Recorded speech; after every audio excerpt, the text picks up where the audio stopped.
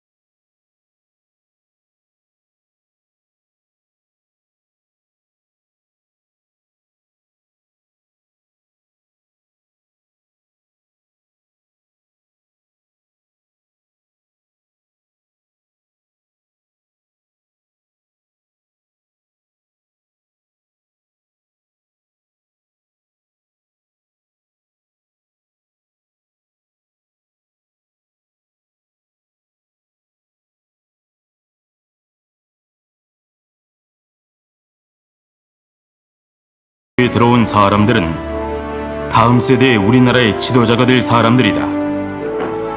지도자가 된다는 것은 그리 쉬운 일이 아니다.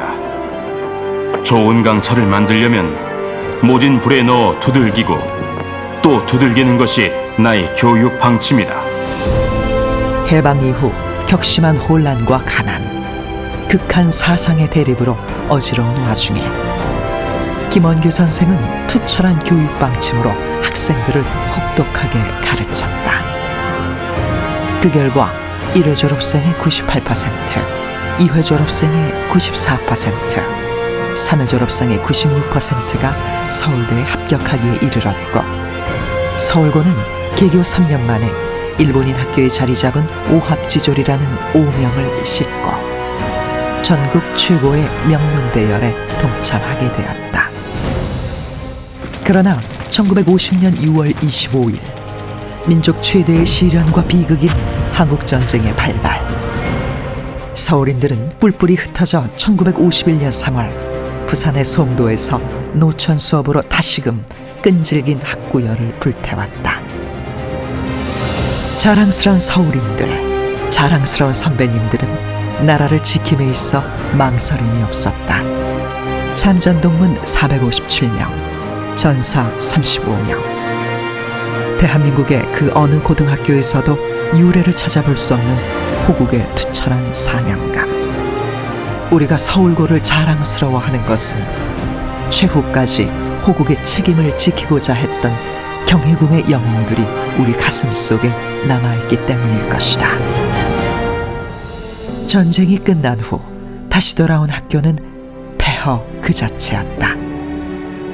게다가 영국군이 주둔하고 있어 수업도 경희궁 외곽에서 얼마 동안을 진행해야 했던 암울 그 자체였다.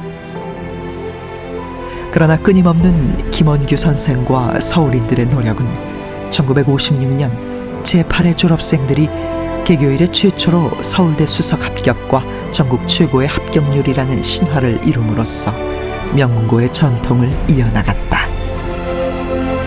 그 후로 1957년까지 11년의 김원규 선생 재임 기간 동안 서울고는 짧은 시간에 대한민국의 명문고로서 자리 잡았고 70년 서울고 전통의 기반이 되었다. 1960년대 들어와 서울고도 혼란기를 맞이하게 되었다. 4.19와 5.16으로 이어지는 정치적 변혁기를 맞아 어수선한 사회 분위기와 맞물려 60년부터 70년까지 불과 10년 동안 무려 7명의 교장이 교체되었고 교훈 또한 수차례 변경되다가 10년 만에 현재의 교훈으로 복원되었다. 1974년 고교 평준화 정책, 70년대 후반의 교정 이전 움직임 등으로 70년대 또한 만만치 않은 시절을 보냈다.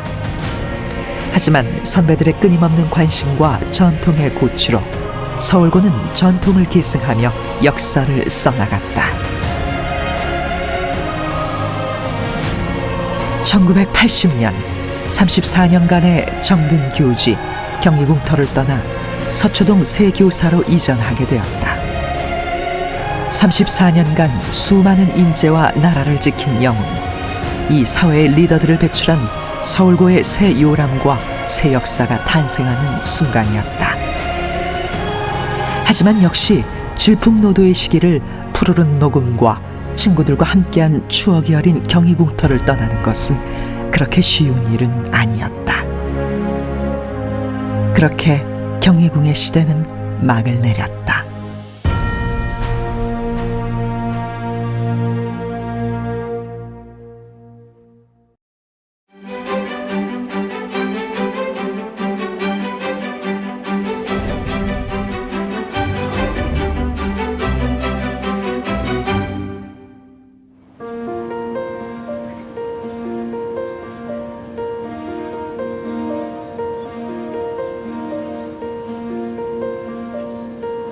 서울고등학교 동문 여러분 안녕하십니까? 저는 34회 김정일입니다. 잔잔한 초겨울 오후, 저는 지금 아주 오랜만에 이곳 경희궁에 와 있습니다. 네, 여기 보시면 석판에 기록이 남아 있습니다. 1946년부터 1980년까지 수많은 인재를 길러낸 터라고 적혀 있습니다. 네, 저도 이곳 경희궁에서 2학년 1학기까지 공부를 했습니다. 그리고 서초동 교사에서는 2학년 2학기부터 등교를 했죠. 자, 그러고 보니까 제가 딱 반반씩 다닌 기수군요. 자, 제가 지금 걷고 있는 이 길이 바로 교문, 만만치 않았던 그 교문을 통과해서 교실까지 가는 그 길이었습니다. 그때는 이 길이 왜 이렇게 멀게 느껴졌는지 모르겠는데요. 자, 지금은 이제 추억의 한 자락입니다. 자, 오늘 그래서 저와도 친분이 있으시고 여러 동문들도 잘 아시는 이곳 경희궁에서 학창시절을 보낸 선배님 한 분과 만나 뵙고 경희궁의 추억담을 듣도록 하겠습니다. 어디 벌써 와 계신 것 같은데 어디 저기 계시군요. 선배님.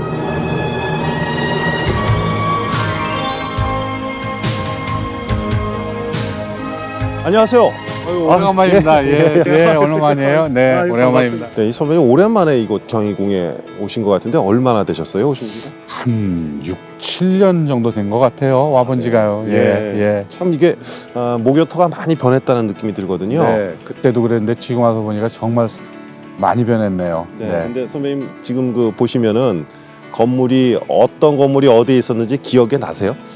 대충은 알 것 같아요. 정확한 위치까지는 아니래도 대충은 알 것 같습니다. 네, 저도 이게 오랜만에 목요터에 와 보니까 어디에 제가 공부하던 교실이 어디에 있었는지 조금 가물가물하기는 합니다. 그런데 어쨌든 선배님과 함께 이 추억의 장소를 더듬으면서 얘기를 나눠보겠습니다.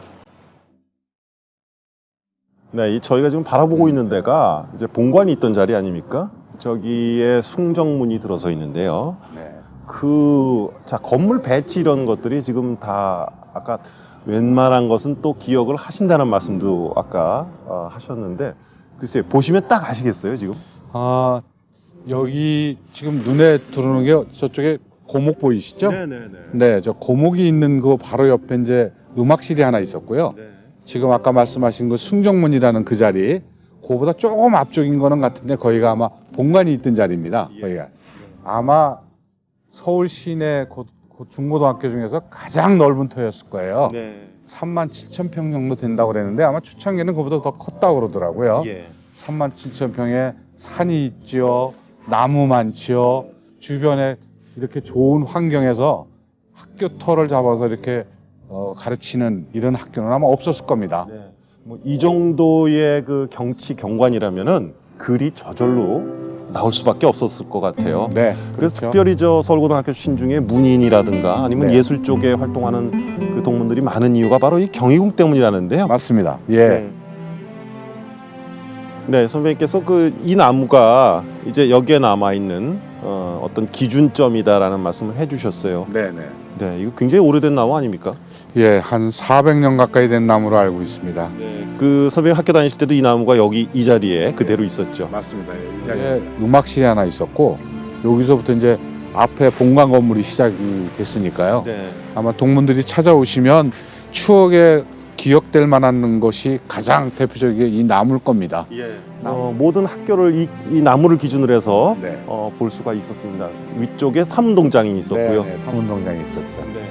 그 이제 다른 학교 학생들한테 사문동장, 이운동장 이렇게 얘기를 하면 네, 운동장이 3개나 있느냐? 우리 학교는 운동장이 3개가 있냐 그랬는데 그것도 또 그냥 있는 게 아니라 또 숲속에 이렇게 숲이 이렇게 안고 있는 운동장이었어서 정말 좋았던 기억이 납니다. 아주 뭐 저희 재학생과 아무래도 졸업생 그때 당시에 신분으로서의 그 모교 이전에 대한 소식을 접했을 때 느낌은 좀 다르셨을 것 같아요. 네. 근데 그 후에 이제 와서 볼 때 이제 건물도 하나씩 없어지기 시작하고 역사박물관 들어오고 이제 본관까지 없어지고 나니까 네.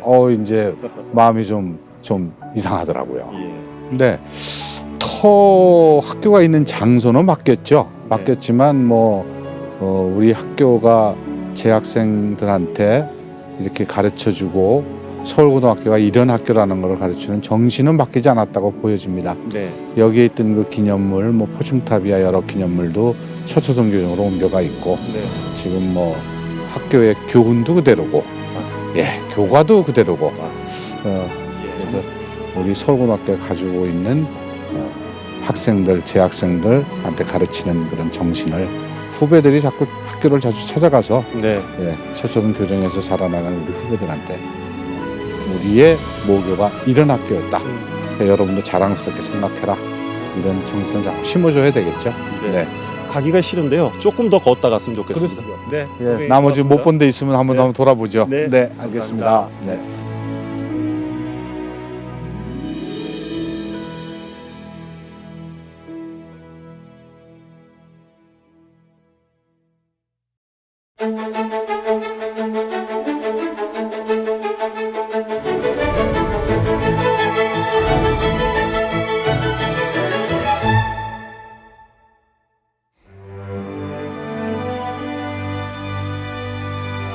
(1980년) 서초동 교정의 시대가 시작되었다.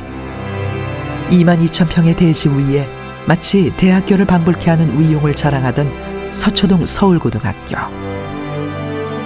경희궁에서 학창시절을 보낸 선배들에게는 낯설고 아쉬운 공간일 수도 있지만 서초동에서 신입학을 했던 후배들은 훌륭한 넓고 깨끗한 명문고등학교의 입학으로 가슴 설레던 그런 벅찬 공간이었다.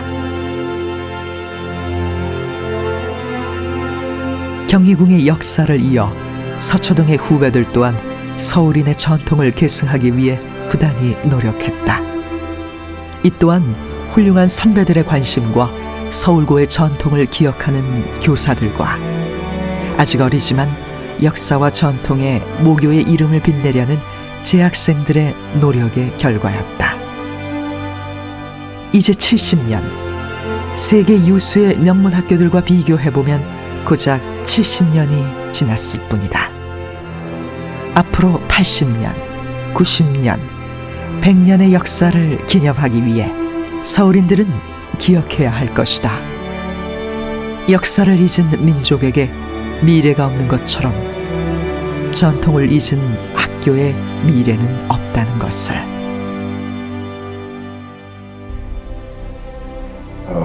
지금은 진부하다고 생각되지만은 서울고등학교의 교훈이 깨끗하자, 부지런하자, 책임지키자, 수처 위주라고 그 자리에 없어서는 아니 될 사람이 되어라라는 그 가르침이 새로운 나라의 일꾼들은 참 깨끗해야 되고 부지런해야 되고 책임질 줄 아는 그런 인물이 되어야겠다 해서 그렇게 만드신 교훈이나 사해 바다에 네 바다에 이름을 휘날리는 인재가 되라는 기상과 이상을 펴라는 그 교가, 그게 가장 큰 보람과 성과라고 저는 생각합니다.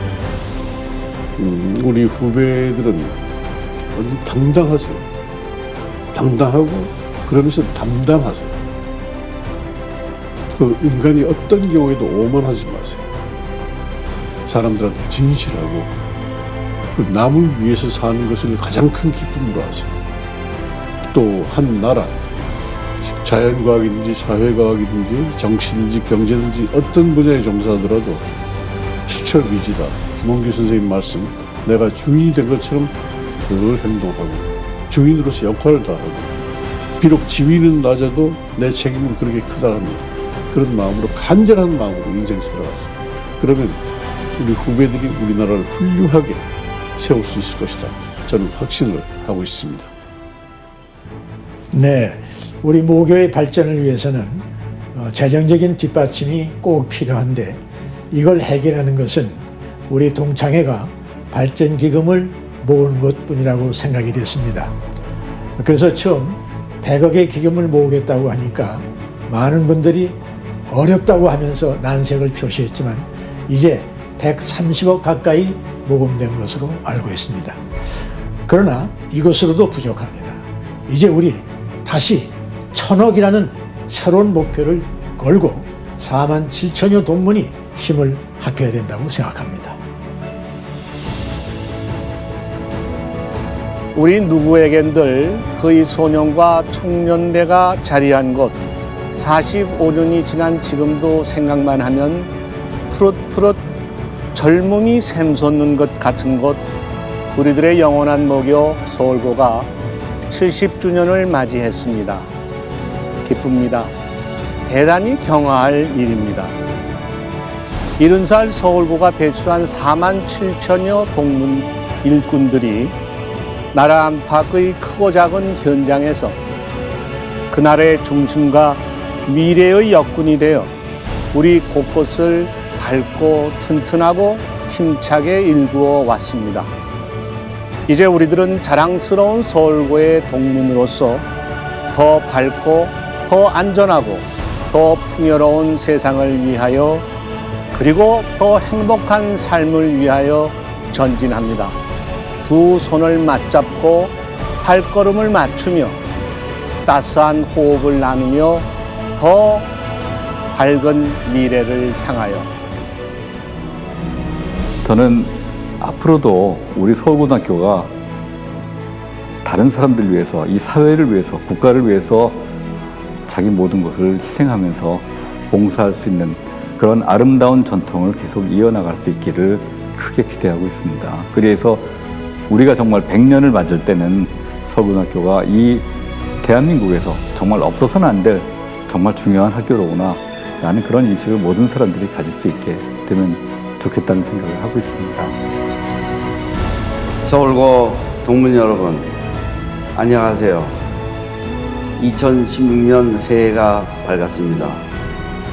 올해는 서울고 개교 70주년이 되는 뜻깊은 해입니다. 해방 이후 서울고등학교는 조국 근대화 발전에 기여한 훌륭한 많은 동문들을 배출했습니다. 이제 다시 전통 명문고교로 거듭나기 위한 새로운 70년의 노력을 시작합시다. 감사합니다.